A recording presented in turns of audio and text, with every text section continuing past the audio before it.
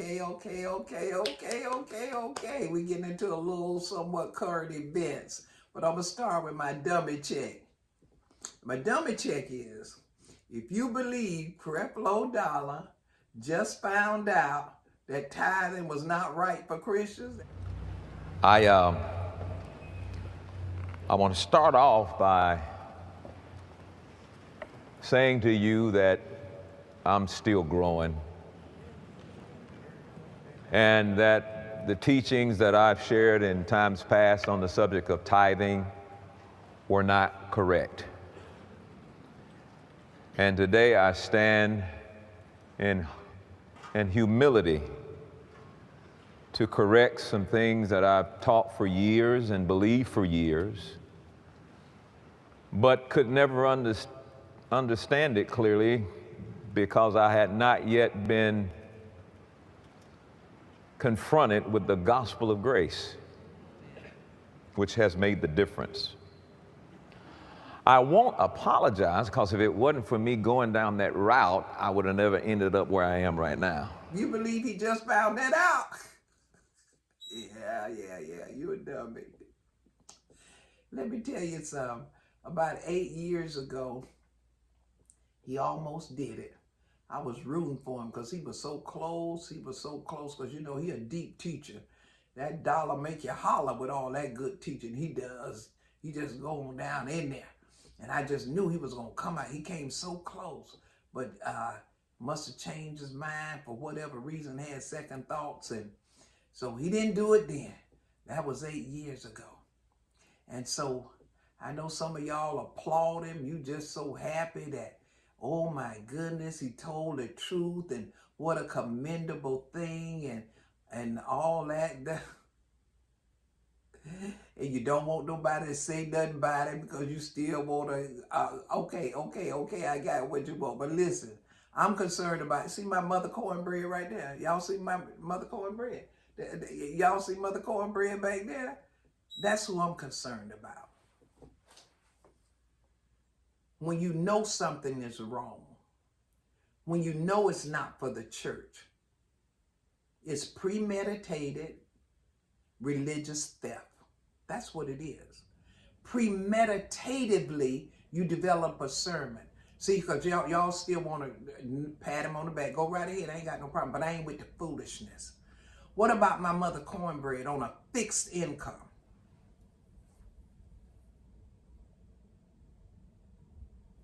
What about little restitution?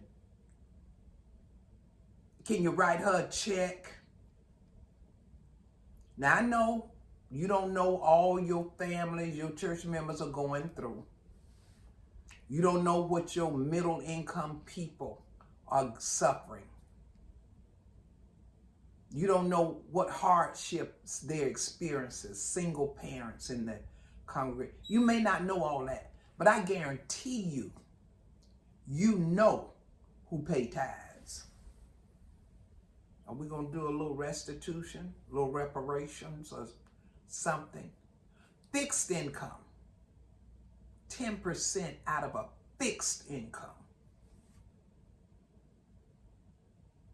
And when you look at our marginalized communities, how have they benefited from your overflow?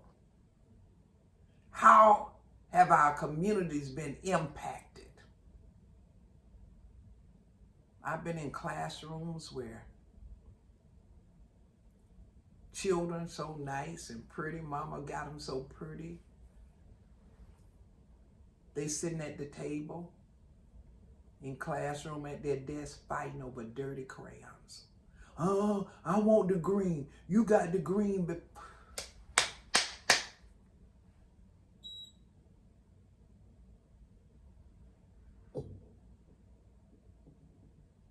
you got middle income people. A lot of people don't understand that middle income bracket. You ain't rich enough for this and you ain't poor enough for that. So you just carry the whole load. It's the middle income folks, couples that have divorced over giving you so much money. What you gonna do about that? What you gonna do about that? Y'all can hoop and hooray all you want to, I ain't with it, because our communities have not changed. Go to our primary classrooms. There's an untapped resource in our churches. And that untapped resource is retired teachers. Can you pay them? No, you want dumb Dora talking about she teaching children and tutoring. No, you don't want to give your retired teachers, give them a little extra income. We ain't going to work on Monday and Friday, I'm telling you about right now. But Tuesday, Wednesdays, and Thursdays, we can accommodate you. Expert teachers that can teach reading in their sleep. Turn a child's life around in a few lessons. So why are children entering kindergarten below grade level? How has all that money taken from the community benefited the community? I know what you say. They ain't helped me. I got this through my books and my tapes. But somebody had to put you in a position where you able to write and think and didn't have to go to work on no job. Somebody sacrificed 10% of their fixed income. Married couples, why could you have paid off mortgages? I'm just asking. Their balance might be $20,000. You get 3 and 4 times that just for your anniversary. Could you have paid off some mortgages in the community? Could you have adopted a block in the community? How about adopting a gang, 12-year-olds walking to school scared? You couldn't have gotten folks to assist them, and some of them have reading challenges. Some of them just have emotional problems, home problems. Could you have had somebody, paid somebody to walk them home from school? Talk to them. Get them expert help. And if they're so old they can't read, get one of them retired teachers to get them in a little room, set up a whole little center for them so that they're reading on grade level before 3rd grade. Why? 3rd grade? Reading score is one of the criteria they use to determine how many prisons. Before they get to 3rd grade, 3rd grade is critical. What have you done for the community? How has the community changed? Oh, you couldn't have paid off no mortgages? 20,000 balance feel like 200,000 to them if they middle class, husband and wife working. Could you have given them a car? But nobody gets a car but the people in your circle, not the ones that really have need. Couples sharing a car, got to change shift. We work a different shift, so you had a car, then I got the car.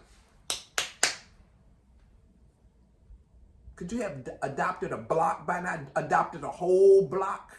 Could have owned the city by now.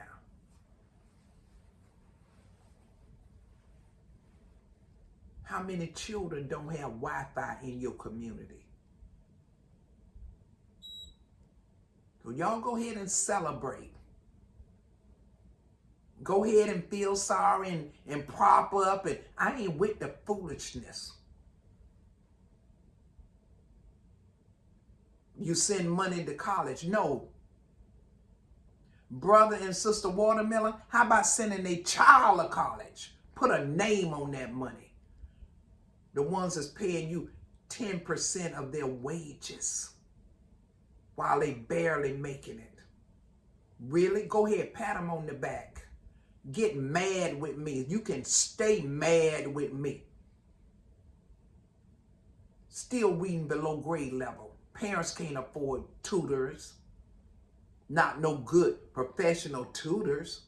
Send them to them other commercial places. But you got good teachers right there in your congregation that every child ought to have Wi-Fi. Those retired teachers ought to be equipped to see which child needs help, what their reading level is, what we need to get them up to.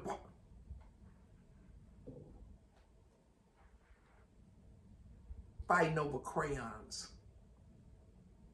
Some places, some schools are so hot, the AC not working. They got to turn it off to hear. It's a sweat box when it's off. What do the teachers need? Sending money to college. What about your local schools right there? Go in there and get an inventory. Find out what your teachers need to teach their children. And find out which teachers are not teaching. Money. Until it impacts our communities. Because community development is more than paint. It's more than running out the houses of people you don't want in the community. Community development is more than shrubbery. If you're not developing people, you're not developing the community. They not giving them music. You can't get music after school. You can't sit up. One of your music people that y'all were good at paying musicians, can you pay them to do that? Teach children music. Just let them come and listen and relax. After school, a place where they can just come and listen and hear the music. They're not getting art. You don't have no art people. You ain't got no art center. The community has not changed, but your lifestyle has changed. How many mansions? How many apartments? You can stay mad with me. I'm not with it. Our communities are unchanged, marginalized. What are you doing for the community? How many of your church don't have Wi-Fi? How many adult literacy people? They gonna do it, they gotta pay you. I know I'm talking about they ain't gotta pay for it. Free. Offer it free. They gotta fight over crayons. They gotta be scared about walking home from school, being forced into a gang for whatever reason. The ones that's forced them to the gangs are yet hurting deep within. You ain't got no mental health specialists. If the schools don't provide them, you don't provide them. Nothing. What's for the communities? They may not have their crayons. They might still have to fight over crayons. Middle income, hard-working couples still may have to struggle. Elderly people on a fixed income may still not be able to afford their dentures. College students may still be questioning whether or not their college will be paid, if they can afford to go. Young children need transportation to get from school to work, working hard. No health food restaurants. No nearby medical facilities. And they may continue to fight over crayons. But I bet you got your jet.